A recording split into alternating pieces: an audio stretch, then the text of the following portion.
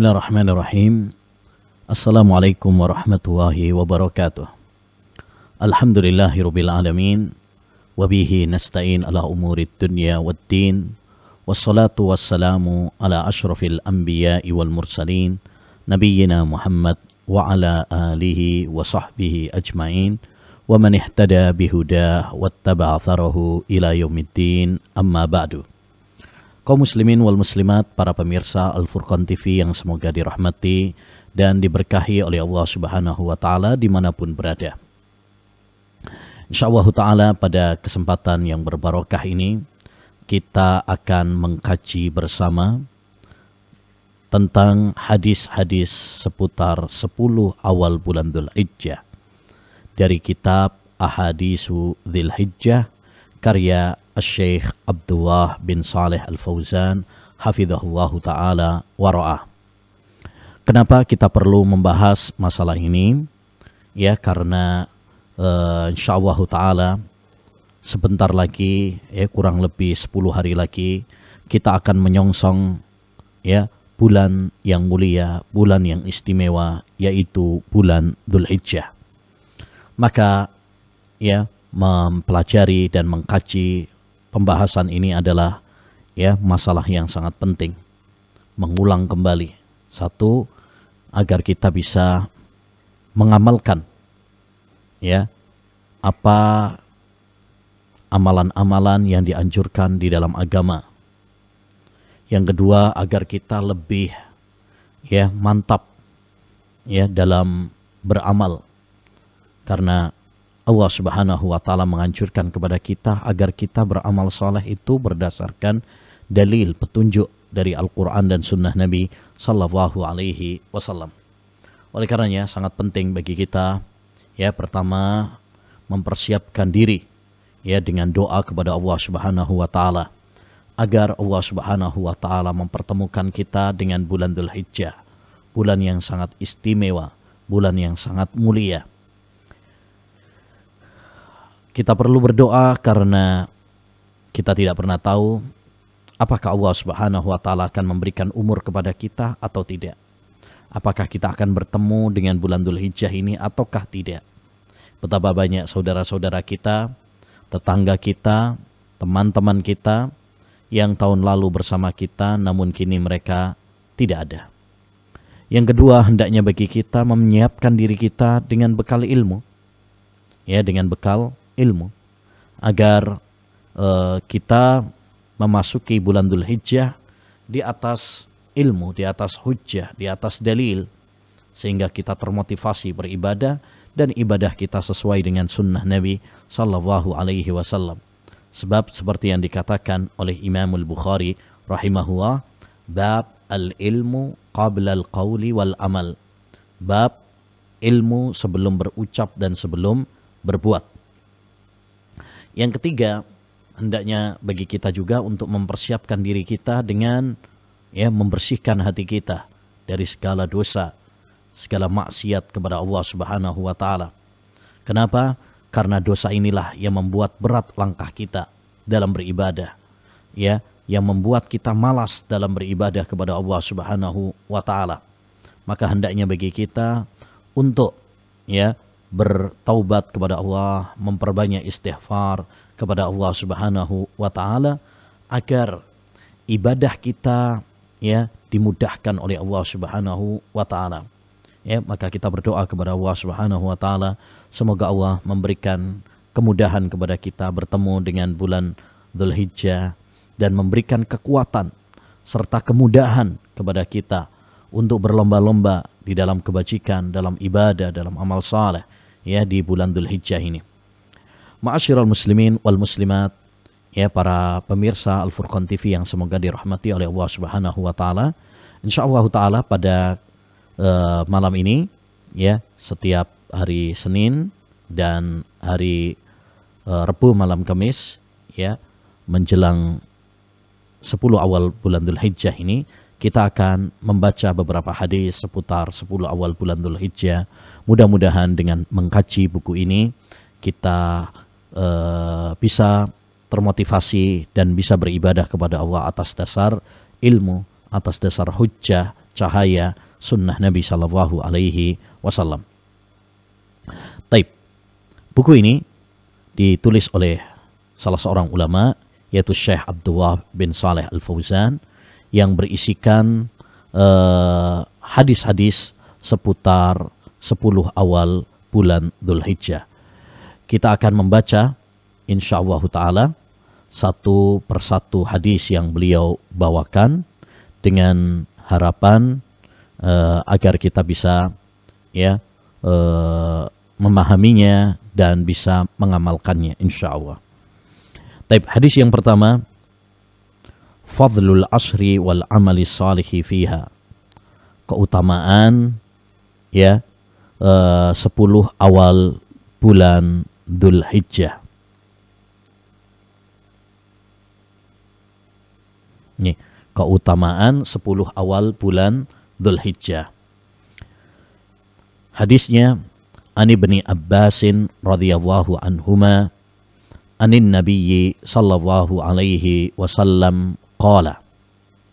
Dari sahabat Ibnu Abbas, ini Abdullah bin Abbas, salah seorang sahabat Nabi sallallahu alaihi wasallam yang mulia, yang didoakan oleh Nabi sallallahu alaihi wasallam, Allahumma faqihhu fid din wa 'allimhu at-ta'wil. Ya Allah, ya berikanlah pemahaman kepada dia, yaitu kepada Ibnu Abbas, dan ajarkanlah kepadanya ilmu tafsir.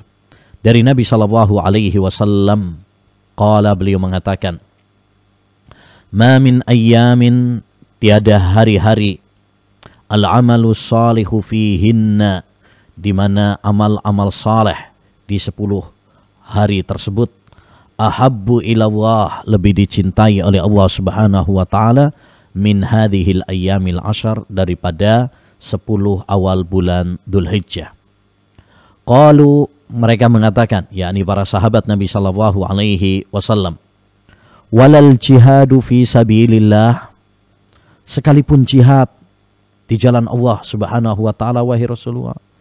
Faqala Rasulullah sallallahu alaihi wasallam, maka Rasulullah sallallahu alaihi wasallam mengatakan, walal jihadu fi sabilillah, sekalipun jihad di jalan Allah Subhanahu wa taala, illa rajulun kharaja bi nafsihi wa malihi falam yarji min dzalika bi syai', kecuali seorang yang keluar dengan nyawanya dan hartanya kemudian tidak pulang dengannya, yakni dia meninggal dunia dalam medan perang, syahid di jalan Allah Subhanahu wa taala. Akhrajahu al-Bukhari wa Abu Dawud wa Tirmidzi wa Ibnu Majah wa Ahmad. Hadis ini diriwayatkan oleh Imam Al-Bukhari, Imam Abu Dawud, Imam Tirmidzi, dan Imam Ibnu Majah, serta Al-Imam Ahmad. Hadis ini, ma'asyiral muslimin rahimani wa rahimakumullah, menunjukkan kepada kita tentang keutamaan 10 awal bulan Dzulhijjah, dan bahwasanya amal saleh yang dilakukan di 10 awal bulan Dzulhijjah lebih dicintai oleh Allah Subhanahu wa taala dibandingkan dilakukan di bulan-bulan yang lain. Maka hadis ini menunjukkan kepada kita keutamaan 10 awal bulan Dzulhijjah, sekaligus anjuran bagi kita untuk mengoptimalkan ibadah amal saleh di 10 awal bulan Dzulhijjah. Jadi di antara bulan yang istimewa yang hendaknya kita manfaatkan untuk berlomba-lomba di dalam kebaikan amal saleh adalah 10 awal bulan Dzulhijjah. Kenapa? Bulan ini bulan istimewa, terutama 10 awal bulan Dzulhijjah. Satu, karena Allah Subhanahu wa taala bersumpah dengannya. Kata Nabi Ali, kata Allah Subhanahu wa taala, wal fajar walayalin ashar, demi waktu fajar dan demi 10 awal bulan Dzulhijjah. Dan demi 10 awal bulan Dzulhijjah. Kata para ulama, diantaranya adalah sahabat Ibnu Abbas radhiyallahu an, 10 awal di sini maksudnya adalah 10 awal bulan Dzulhijjah. Allah bersumpah dengan 10 awal bulan Dzulhijjah. Ini menunjukkan keistimewaan 10 awal bulan Dzulhijjah tersebut. Ya, karena Allah tidak bersumpah ya dengan sesuatu kecuali karena sesuatu tersebut istimewa di sisi Allah Subhanahu wa taala. Yang kedua, ma'asyiral muslimin rahimani wa rahimakumullah, kenapa bulan ini bulan istimewa, 10 awal bulan ini bulan istimewa? Ya, karena hari-hari tersebut adalah hari-hari yang paling dicintai oleh Allah Subhanahu wa taala. Sebagaimana dalam hadis Ibnu Abbas ini, di mana Nabi mengatakan tidak ada suatu hari yang lebih dicintai oleh Allah Subhanahu wa taala daripada 10 awal bulan Dzulhijjah. Maka ini adalah hari-hari yang terindah, ya, hari-hari yang istimewa yang hendaknya bagi kita untuk ya berlomba-lomba dalam ibadah kepada Allah Subhanahu wa taala. Yang ketiga, kenapa 10 awal bulan Dzulhijjah itu begitu istimewa? Karena ada hari Arafah. Pada tanggal 9 Dzulhijjah, hari Arafah, hari di mana Allah Subhanahu wa taala menyempurnakan agama Islam, ya, turunnya ayat al-yauma akmaltu lakum dinakum wa atmamtu alaikum ni'mati wa raditu lakumul islam madinah. Pada hari ini telah aku sempurnakan agama kalian, yaitu agama Islam. Aku sempurnakan nikmatku atas kalian dan aku ridha Islam sebagai agama kalian. Ayat ini diturunkan oleh Allah Subhanahu wa taala kepada Nabi Muhammad SAW saat beliau sedang wukuf di Arafah pada saat Hajjatul Wada, ya, pada saat Hajjatul Wada, tepatnya pada hari Jumat sore. Ya, demikian juga hari Arafah juga adalah hari di mana Allah Subhanahu wa taala mengampuni para hamba-hambanya, mengabulkan doa-doa mereka.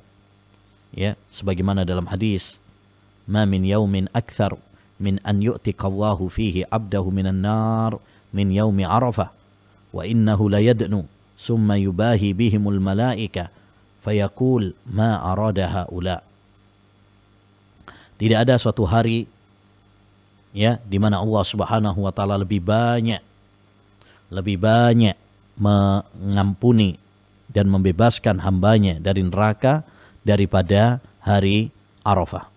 Allah Subhanahu wa taala mendekat kepada hambanya dan Allah Subhanahu wa taala bangga di hadapan para malaikatnya, ya, seraya mengatakan apa yang diinginkan oleh mereka. Ya, apa yang diinginkan oleh mereka, maka Allah Subhanahu wa taala akan mengabulkannya. Ya. Kemudian juga yang keempat, kenapa 10 awal bulan Dzulhijjah itu begitu istimewa? Karena di 10 awal bulan Dzulhijjah ini ada hari raya Idul Adha, hari penyembelihan.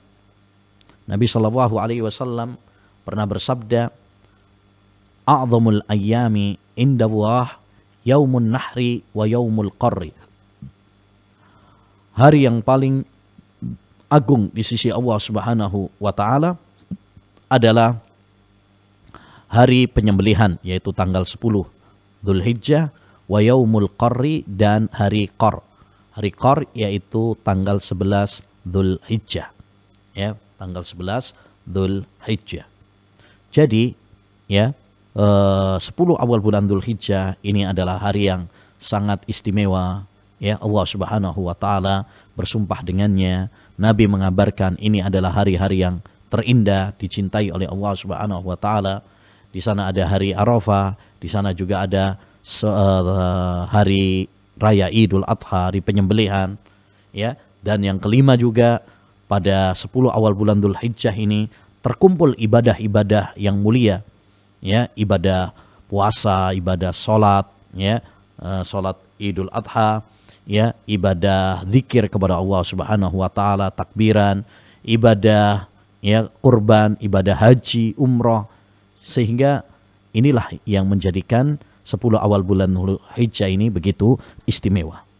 Dan ketika kita diberi, ya, kesempatan oleh Allah Subhanahu wa taala bertemu dengan, ya, 10 awal bulan Dzulhijjah ini adalah kesempatan yang sangat berharga, ya, nikmat yang sangat istimewa yang hendaknya kita syukuri dan hendaknya kita manfaatkan dengan sebaik-baiknya, di mana tidak semua orang diberi kesempatan untuk bertemu dengan 10 awal bulan Dzulhijjah ini.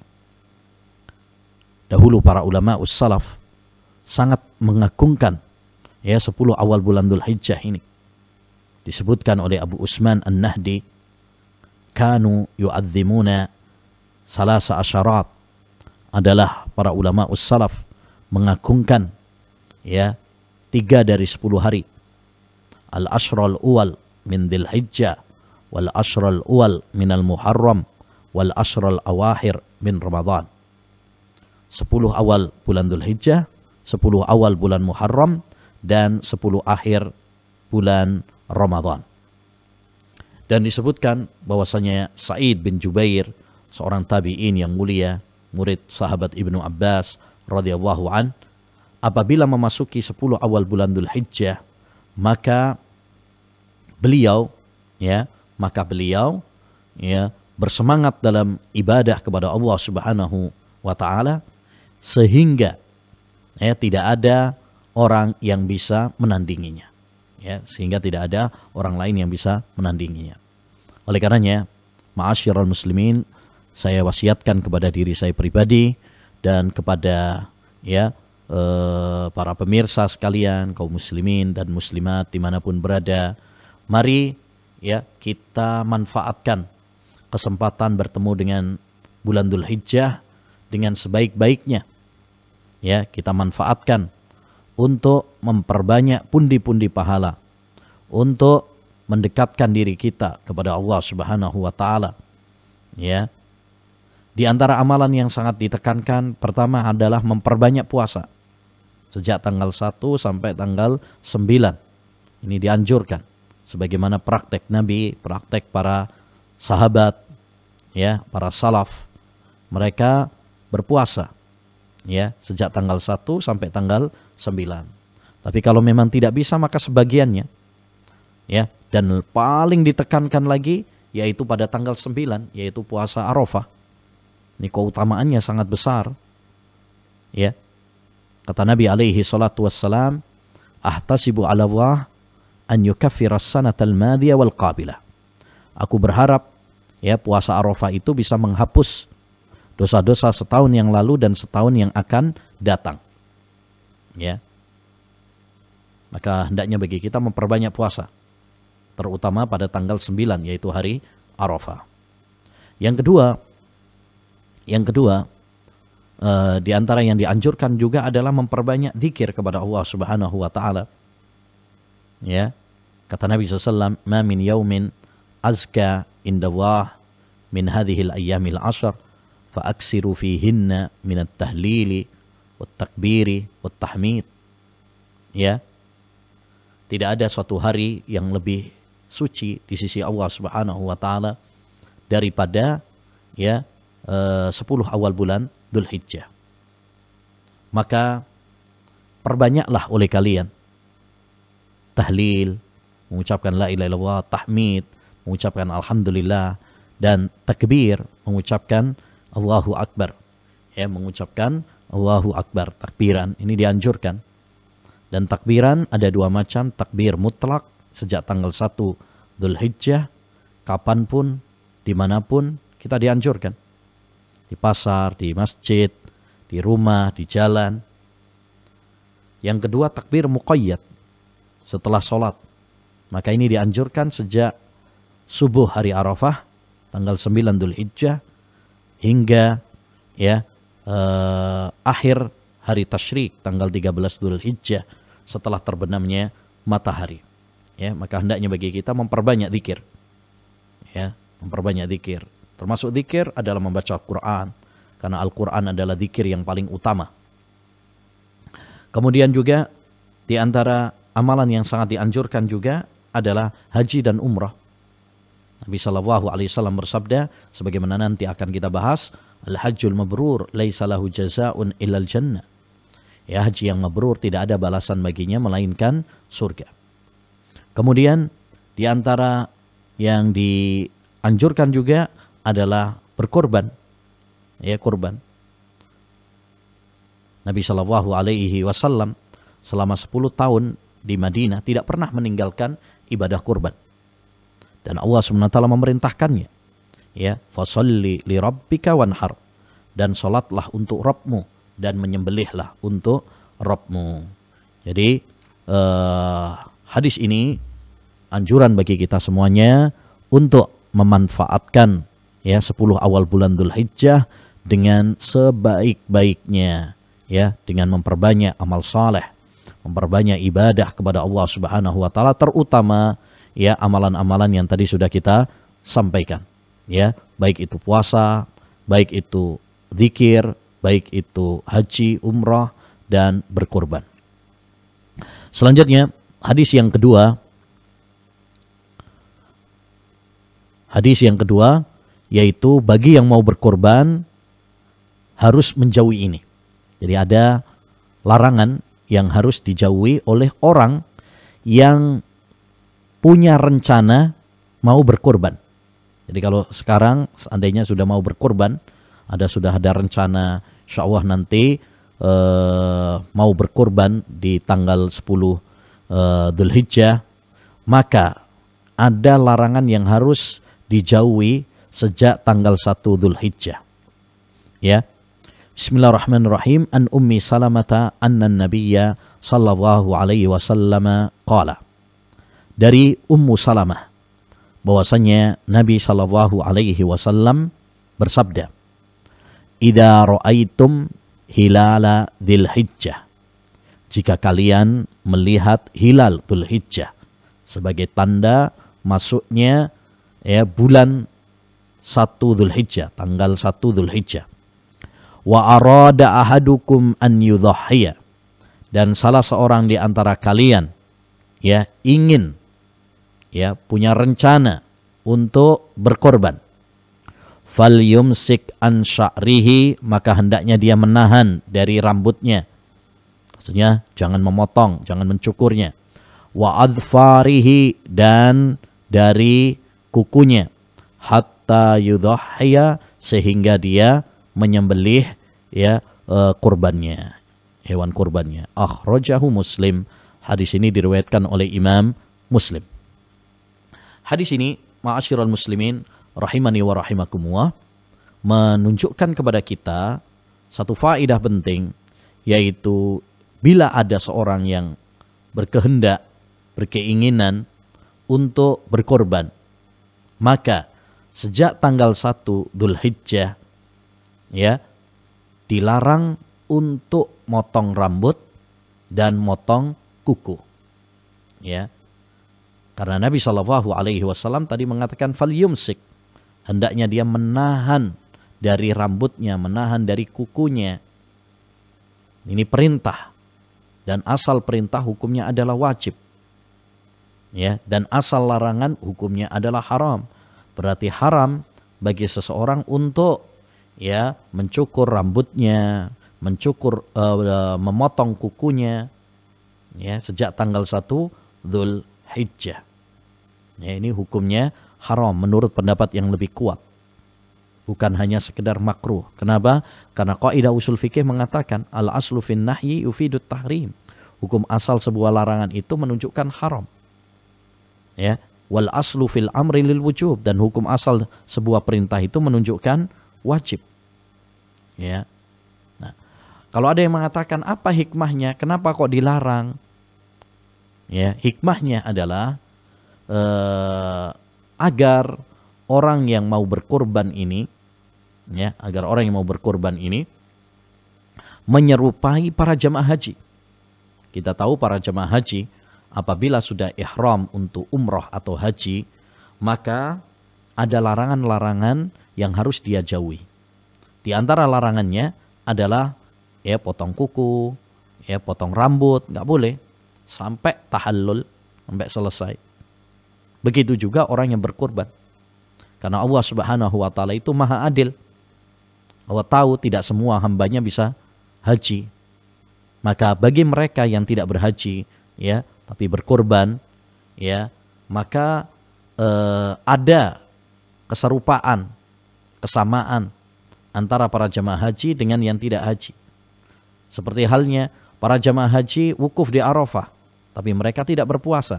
Bagi yang tidak haji, ya tidak wukuf di Arafah, dianjurkan untuk berpuasa. Supaya apa? Ya, supaya doa mereka juga mustajab.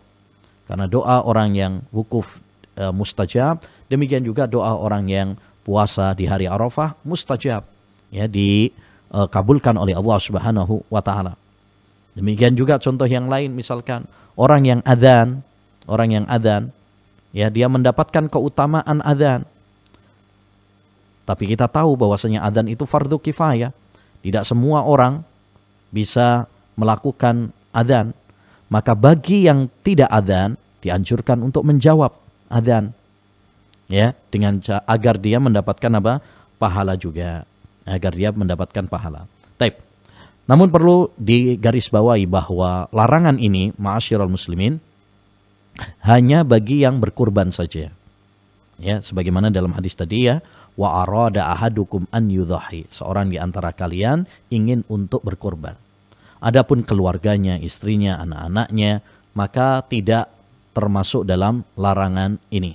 Ya, maka termasuk kesalahan ada seorang yang berkurban, ya, kemudian dia suruh istrinya, anak-anaknya juga untuk tidak potong kuku atau potong rambut, ya, ini termasuk kesalahan. Ya, yang benar itu hanya bagi yang mau berkorban saja. Adapun yang tidak berkorban maka tidak terkena larangan. Ya, dan perlu diketahui juga bahwa larangan ini jika memang tidak ada hajat. Adapun jika seorang potong rambut karena ada hajat, ya, atau potong kuku karena ada hajat, maka tidak mengapa. Ya, contoh misalkan kalau seorang terluka kepalanya dan dia harus mencukur rambutnya, ya, untuk pengobatan, maka tidak mengapa, tidak berdosa. Demikian juga misalkan kalau ada yang kukunya, ya, terluka sehingga harus dipotong misalkan, maka tidak mengapa, tidak berdosa. Dan perlu diketahui juga bahwasanya larangan ini tidak ada kaitannya dengan keabsahan kurban. Dalam artian kalau seandainya ada orang yang mau berkorban, kemudian dia melanggar, dia tetap potong kuku, dia potong rambut, ya, apakah berarti ibadah kurbannya tidak sah? Jawabannya tetap sah. Hanya saja dia berdosa karena melanggar larangan, ya, ini. Ya, hanya saja ibadah kurbannya tetap sah, tidak ada kaitannya dengan larangan ini. Kemudian juga yang perlu digarisbawahi juga, yang perlu diperhatikan juga, kalau seorang, ya, awalnya tidak ada niat untuk berkorban, kemudian setelah berjalannya waktu, ya, dia ingin berkorban. Misalkan tanggal 7 atau tanggal 8 baru kemudian ada rizki, ya, dan dia ingin berkorban. Maka sejak dia berniat untuk korban, di situ dia harus menahan diri, ya, dari potong kuku dan potong rambut. Adapun, ya, sebelumnya karena memang tidak ada niatan, maka tidak mengapa. Makanya dalam hadis ini Nabi mengatakan wa arada ahadukum an yudhahi. Seorang di antara kalian ingin menyembelih. Ya, kalau memang belum ada niatan berarti belum masuk di dalam hadis yang mulia ini, ya. Taib. Demikian ma'asyiral muslimin wal muslimat rahimani wa rahimakumullah, dua hadis yang bisa kita bahas pada kesempatan yang berbarokah ini. Insyaallah taala kita akan sambung pada pertemuan berikutnya, yaitu hari Rabu malam Kamis. Ya, semoga Allah Subhanahu wa taala menambahkan ilmu yang bermanfaat kepada kita semuanya. Wassallallahu wasallam ala nabiyina Muhammad wa ala alihi wa sahbihi ajmain. Assalamualaikum warahmatullahi wabarakatuh.